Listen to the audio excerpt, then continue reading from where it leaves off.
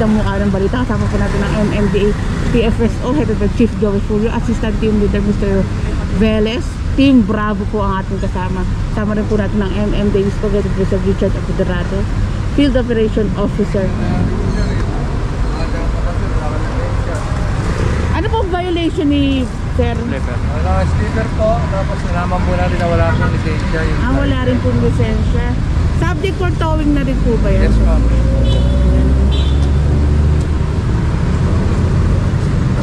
Smiley to truck. Tapat ng may-ari. Ako may-ari nito. Taong bayan ng may-ari niyan. Kasali ako doon. Scout Borromeo tayo, pero etong Isa side ako na sa to, may-ari niya. Taong bayan din ako. Ganun yan. Samar Avenue, eto dito side na to. Eto is Scout Borromeo.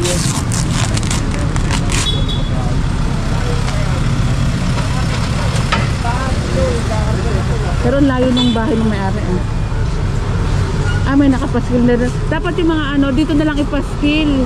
Sa mga ganyan, idikit na lang po. Bawal umihi dito, dyan na lang. Hindi na ilagay sa mga poste. Gerin niyo po kasi yung tatay dito.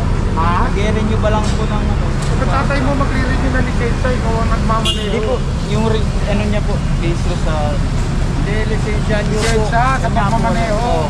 Yun po yung lisensya na mga bayan dito. Hindi po yung sa... Sa tatay mo, yung nagmamaneho, yung may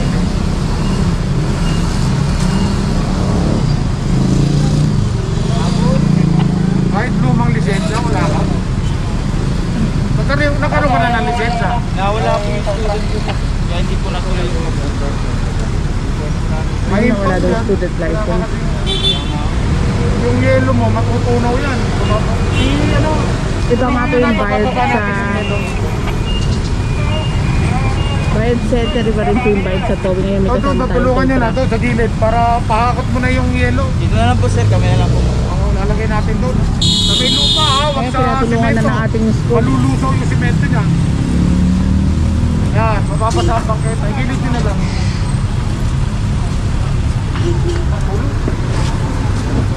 Dagdag ko na nga lang rin po mga kabungs. Sa tanong na nga rin po natin to dati. Yung mga crocs, basta may strap, considered na po daw yun na sapatos. Pwede na daw po yun. Wag lang daw yung mga ganito. Basta may strap.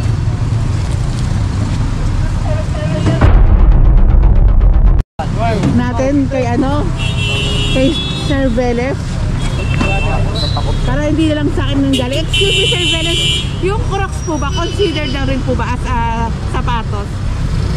Basta close po siya, okay po yun. Basta may strap din po.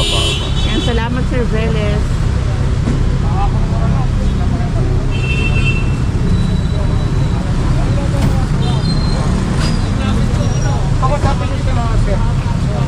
Ayan, ang TSRC po ang bahala doon sa mga sasakyan.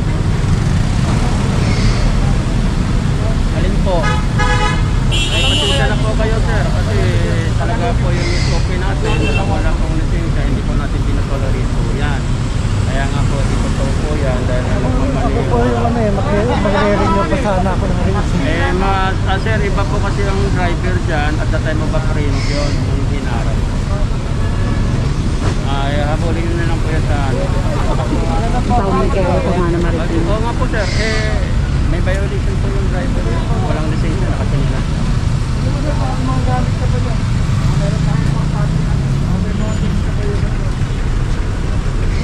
Ay, wala pong kinukumpiska ang ating skog. Pakita ko lang rin po sa inyo.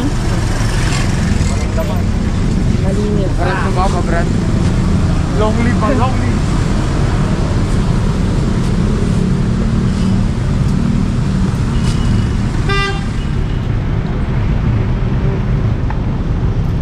Ikaw ba nagpapaparada rito? Wala nagpapaparada rito eh. Arrestin ko kaya to. Boss, halika, paliliwanag ko sa'yo.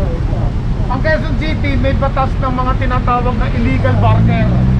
Yun yung mga nagtatawag, nagpapaparada. Baka makulong ka.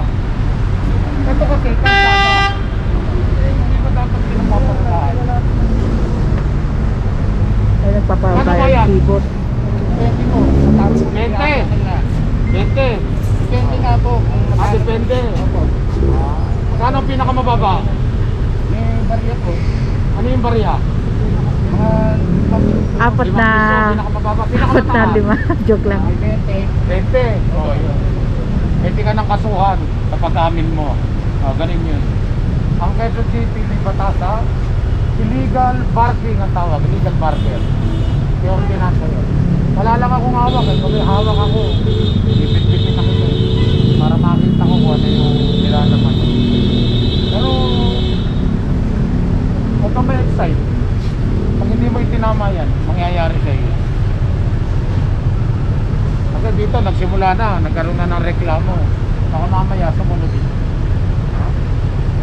Ganun. Mapark ka ba, ha?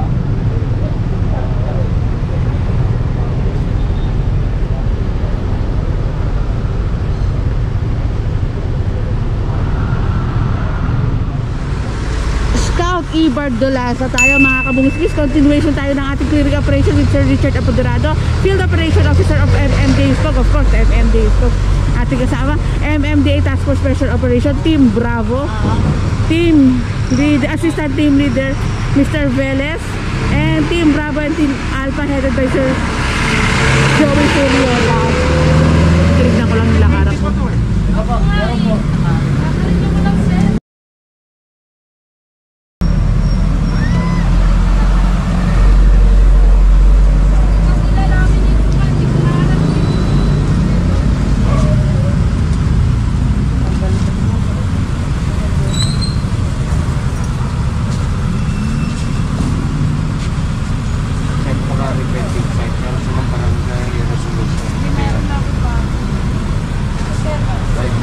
Kaso lang, selling activities conducted in the area designated barangay with the concurrence of the LDAT, ibig sabihin may permit din data sa LDAT. Walang violation. Ito po ito. Oo, walang 2020. Ini-inform ni barangay chairman na meron silang housing resolution. Yan. Ito walang resolution. Bago lang rin. Ate, permit, clearance to eh. Permit. Permit and that. Clearance po yan, hindi naman permit. Opo, hookers po kami. Nasaan na yung, nga, nasaan yung MDAT? Si MDAT to nagbibigay ng permit. Ayun naman eh. MDAT? Nakalagay naman dito eh. O, ayan o. Sabi ng barangay, with the concurrence of the MDAT. Ibig sabihin, sa pahintulot ng MDAT, kailangan may papel tayo. Wala. Nagpasa kami sa sa Wala. Buhayan. Wala ka na ipapakita. MDAT, wala na. 2020 nga eh, wala na. Tanggalin nyo itong nasa harap, tanggalin nyo ito.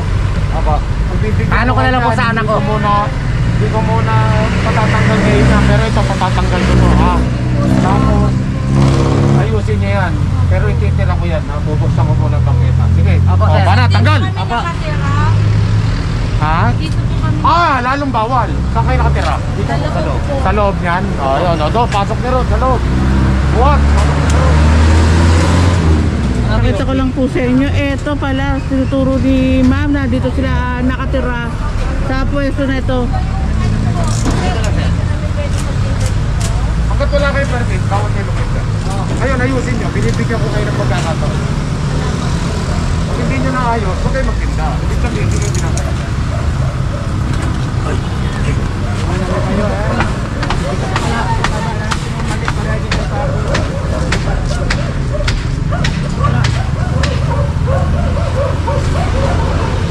Ay, meron pa palang cart dito sa pwesto na ito pero nasa loob nga po itong cart na ito, tsaka meron din namang gulong. Saan ang bahay nyo rito? Yan. Ano kayo dyan, tenant? Caretaker po. Caretaker. Ba't hindi ka dyan magtinda sa loob? Saan na lang po nito, may pader. May pader ka pa dyan eh. Dapat dyan ka na lang sa loob. Wala ka pang question dyan. Maninita na lang kayo dyan, BPL. Yung ano sir? Titulo nyo hanggang doon. Hanggang dito lang. Hanggang dyan na titulo nyo. Ayan. Ito hindi na sakop ng titulo nyo.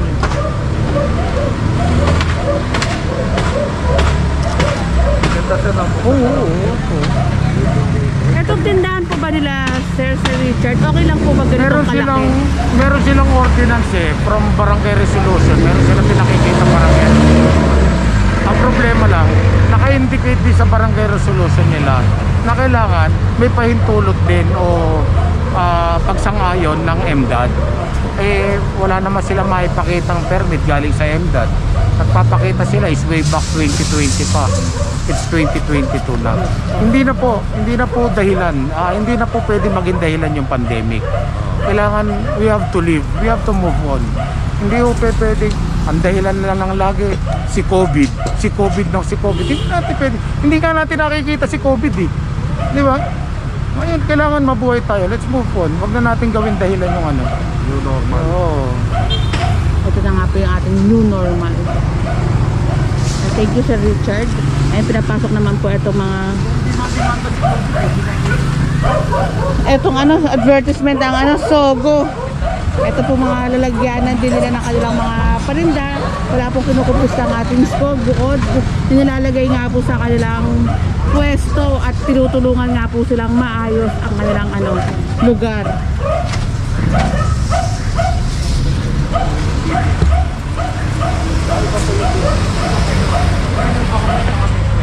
Ay, hindi ko naman pinapakita. Ito dito ko na lang tinutok. Tinignan ko kasi yung looban ng pwesto nila, ma'am.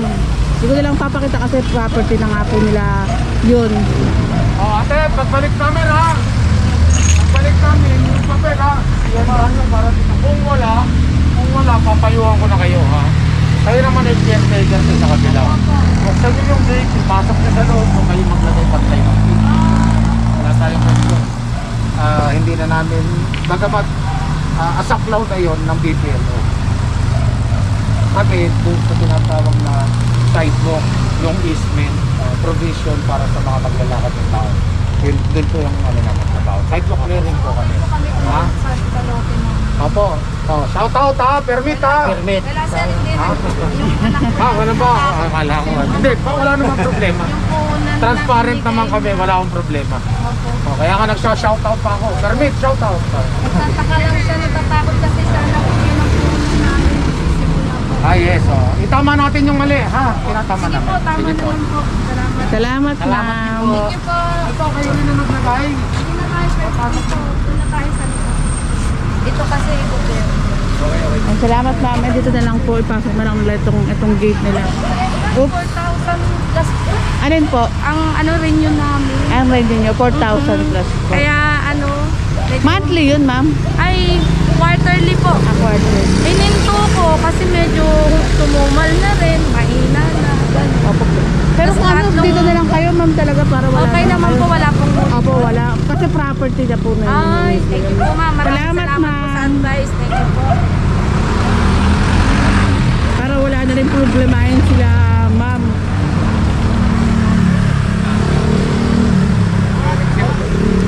Okay, clearing. Pamunta na nila ito eh. Grabe, ang daming basura dito.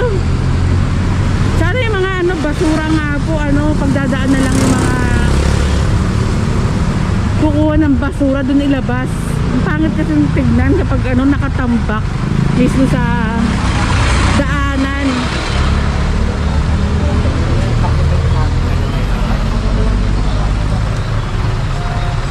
Itama natin, ha? Sige, galaw. Ayan po ang mga gulong nila, boss. Ito pa.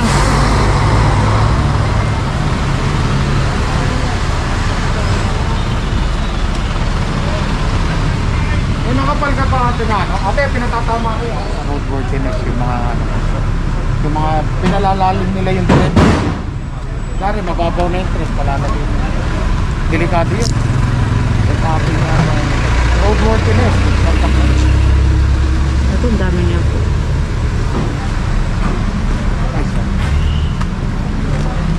Kapag di nila inayos to, makakancel natin ang permit niya. Magkano lang din dapat sila sir? Dapat hindi yun, utilize nila. Pero yun nila, kailangan may space sila para sa kliyente. Tulad yan, dito sila magbubulsa na. Opo. Hanggang dun sa kulay green po, Sir Richard. May gift, dapat pumasok pa sila ng setback. Kasi, Business. oo, business yan eh. Ang business nila is tire, may tire changer sila eh. So, saan nila papaparadahan yung papalitan nila ng sasakyan? Dito na sa karsada. Pero kompleto permit. Nakapaskil pa nga. Yun nga lang, Tulad ng nag-obstruct. ganyan. Yun ang sinasabi ko, bago natin maitama, kailangan natin pa-cancel. So, confiscation, naka-problema tayo. Kasi inauthorize sila, binigay sila ng permit, confiscation ka natin. Kailangan, ano rin tayo. Pare, pwede naman nakahiga eh. Tataka naman ako. Ito sa inyo itong pwesto nila, boss. Ayan po. Kasi kapag gagawa nga po, dito nagagawa sa Bangketa and baka rin nga po mga kaparin ang ano, kalsada rin po mismo. Pinapasok na nga nila, boss, etong ano nila, mga gulong. Pounding. Na-impound ka, ibig sabihin. Pag pupunta kayo ng ano, hindi nila. Tumana. Pupunta kayo ng Tumana, ito yung i-claim, papakita na ito. Yun lang po. Tapos pepe, ano bang kayo? Ano yung hinatak sa'yo? Ayun, pakita mo yan. Ano bang, bakit tinatak? Wala ka lisensya. Hindi po na sila yung lisensya. O yun. Kailangan ang kukuha niya may driver's license. Pakikita niya rin. Yun lang po. Yun lang. Registro o RCR, galing pa para sila. Proof of ownership yun. Kung hindi sa'yo nakapangalan, yung deed of sale, galing mo. Kopya lang. Sige po. Sige po.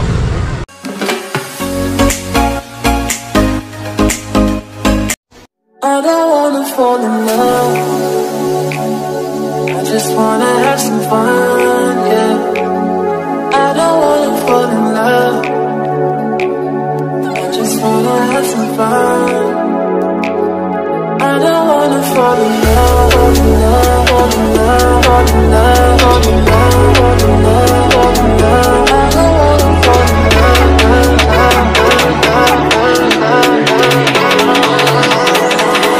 I don't wanna fall in love.